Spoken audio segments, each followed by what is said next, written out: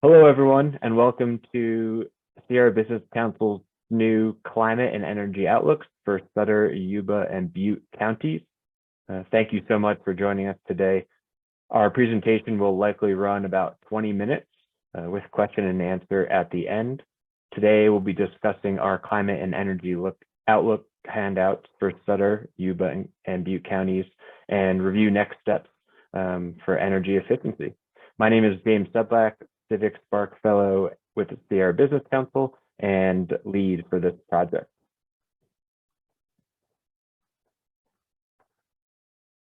So first, I'd like to introduce my new teammates assisting with today's call. I'll pass it over to Katie Ford. Hi, everyone. Thanks for joining, namely John and everybody who joins for the recording. I am Katie Ford, and I am a climate planning technician under SNEW, the Sierra Nevada Energy Watch, and I represent Sutter County. So if you work within Sutter County, please reach out if you'd like to use SNEW services. Thanks for being here. And my name is Kaylee Reynolds. I am the SNEW rep for Yuba and Butte County. And so please feel free to reach out to me. Our emails are right here, so you can take note of that.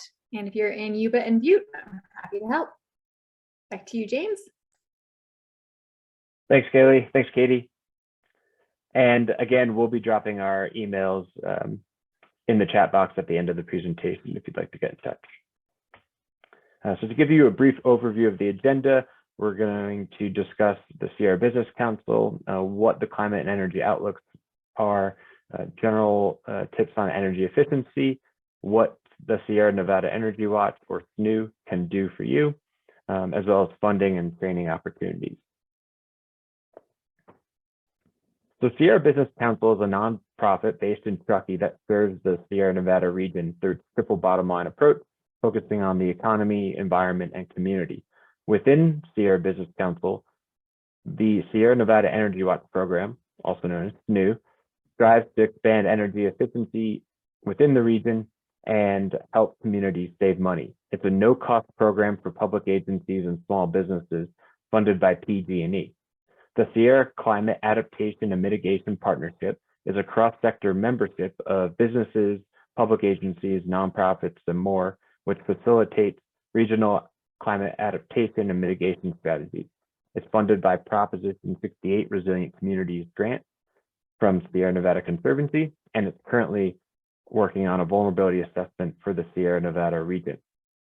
Additionally, the Sierra Small Business Development Center offers free consulting and training to help businesses in select counties in this area. Altogether, these programs have helped inform the climate and energy outlooks, which we've circulated as handouts throughout our network, and we'll be dropping those links in the chat for the counties today.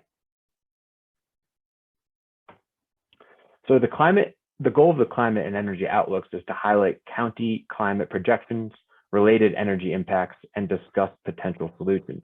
To get these climate projections, we used CalAdapt's local climate change snapshot tool. It's a free public access tool that displays climate change projections at different jurisdiction levels. It's been used in support of vulnerability assessments throughout California, so we found it appropriate for this project. We used the business as usual emissions scenario using CalAdapt's priority model for various climate scenarios to compile our mid-century projections, which we have shown in our handout. We also used information from Sierra Business Council's Sierra Nevada Vulnerability Assessment, among other county planning documents, to brainstorm solutions for the counties we're discussing today.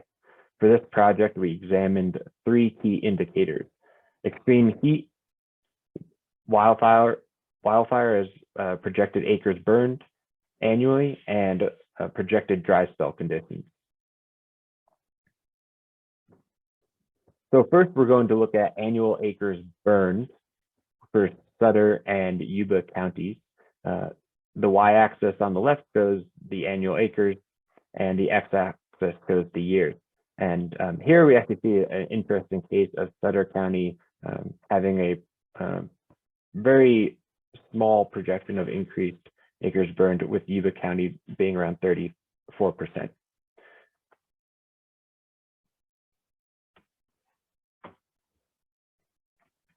And next, for Butte County, we have a slightly different scenario where the projections for annual acres burned are upwards of 50% by mid-century.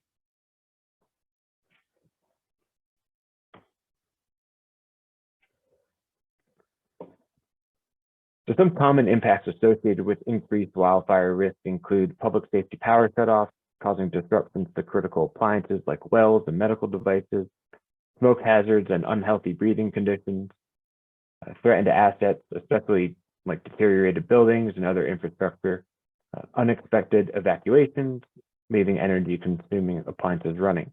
However, some responses might be evaluating contingency initiatives like microgrids and renewable battery storage, exploring options for new air filters in HVAC systems that promote better air quality, pursuing building envelope retrofits that also serve to harden homes like better insulated roofing and walls made out of non-flammable material, and applying for grants supporting emergency communication systems.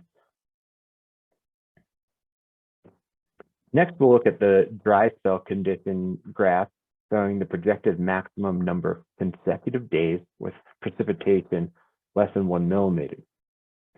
Again, in this case, the y-axis represents the days and the x-axis shows the year. On the graph itself, the gray line shows the observed data, and the tan region, or the tan area and tan line, shows historical modeled data, while the purple shows the projected range, and the purple line shows the average. As we can see here for Sutter and Yuba counties, that both are projected to see a slight increase in dry spell conditions.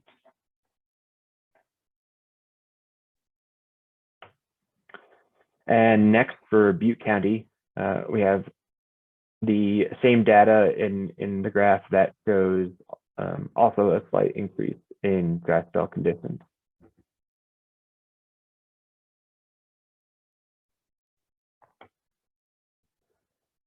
So dry spell conditions could be an indicator of drought and water shortage issues, which could have impacts like reduced water supply for utilities, agriculture, and groundwater well recharge, disrupted stream flow schedules for hydroelectricity and reservoir systems, as well as intensified competition for supply during the summer months.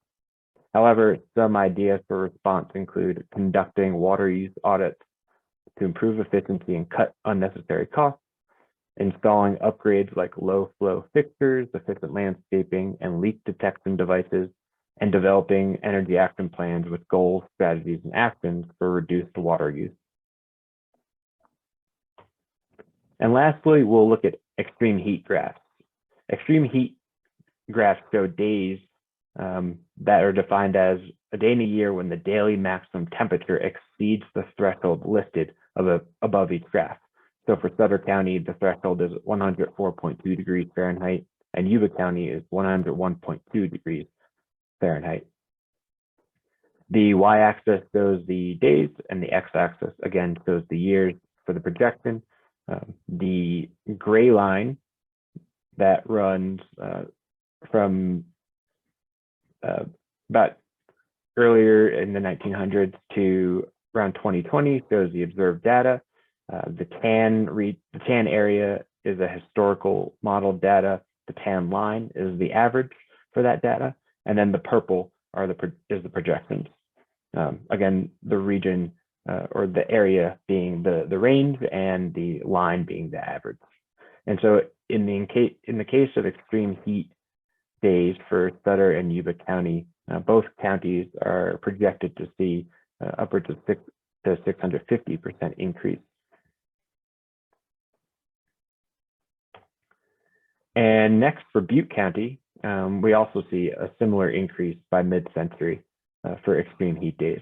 However, Butte County's extreme heat threshold is just about 100.1 degrees.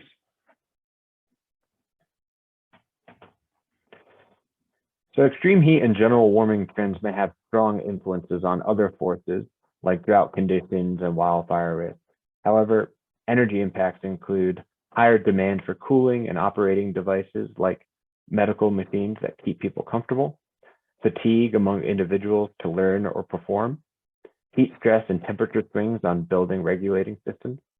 Meanwhile, some responses include investing in equipment upgrades like HVAC and smart controls to save energy and cost when feasible, promoting workshops for local emissions reductions and extreme heat safety, pursuing building Title 24 standards to meet code and assess building envelope upgrades like extra insulation, multi-pane windows, and ceiling doors or other weak points, and using appliances during off-peak pricing hours to at least save money. Together, these considerations might encourage us to think about energy resilience. However, energy resilience is made easier when basic energy efficiency measures have already been taken. Doing so enables backup equipment to regain operating status on less energy and cost.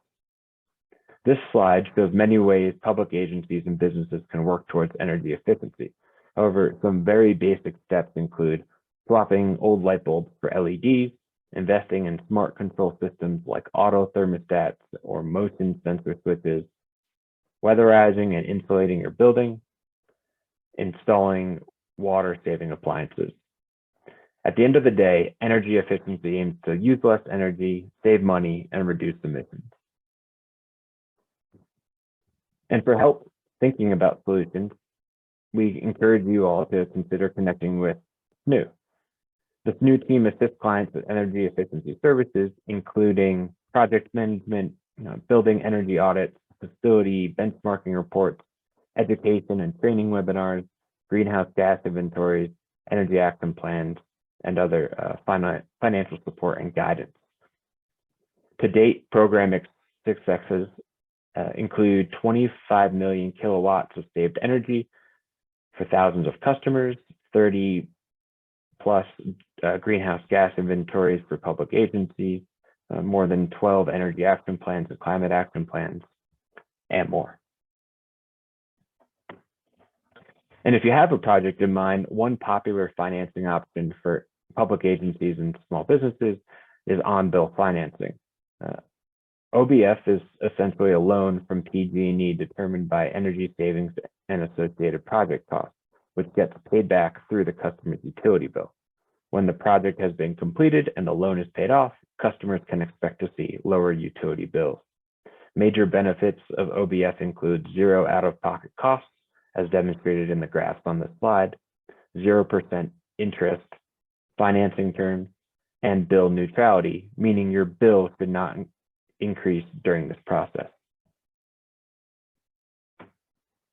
Furthermore, SNEW and connected programs like Sierra Camp can connect organizations to funding opportunities like the ones listed here, including the Emergency Load Reduction Program, paying customers for reducing energy consumption during grid emergencies, Community Microgrid Enablement Program, facilitating the development of front-of-the-meter multi-customer microgrids, CalShape, which stands for California Schools Healthy Air, Plumbing, and Efficiency Program, funding schools for HVAC and plumbing system overhauls, for which SNEW can assist with grant writing, and the Regional Climate Collaboratives, which are capacity building grants focused on supporting under-resourced communities to implement climate mitigation and adaptation projects.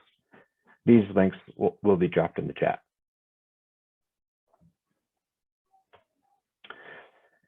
And current programs tailored to businesses include the Go Green Business Program, which helps finance energy efficiency projects with small businesses. Again, the Emergency Load Reduction Program, the Self-Generation Incentive Program, which offers rebates for installing energy storage technology, among other PG&E community resilience resources. And these will also be dropped in the chat.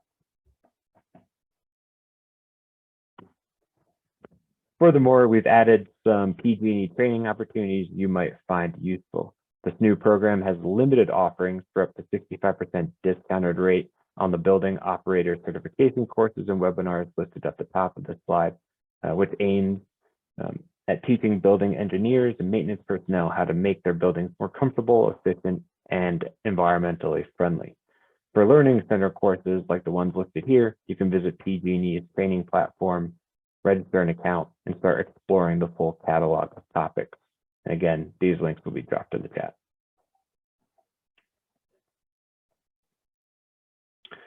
And if you'd like to stay informed on new program updates as well as funding opportunities and training opportunities like these, you can check out this new program webpage, and you can consider signing up for the SNEW monthly newsletter to get all this information directly into your inbox.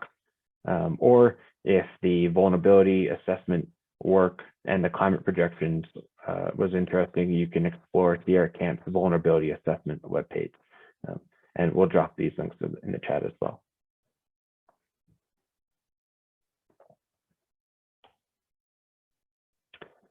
And that concludes our presentation. We'd like to thank you all for joining us today. The presentation recording and slides will be with links will be shared among the attendees in a follow-up email. If you have any questions or interest in SNEW services, we highly encourage you all to contact us. And again, we'll drop our contact information in the chat box.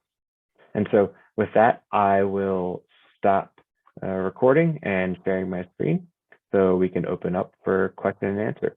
Thank you all again.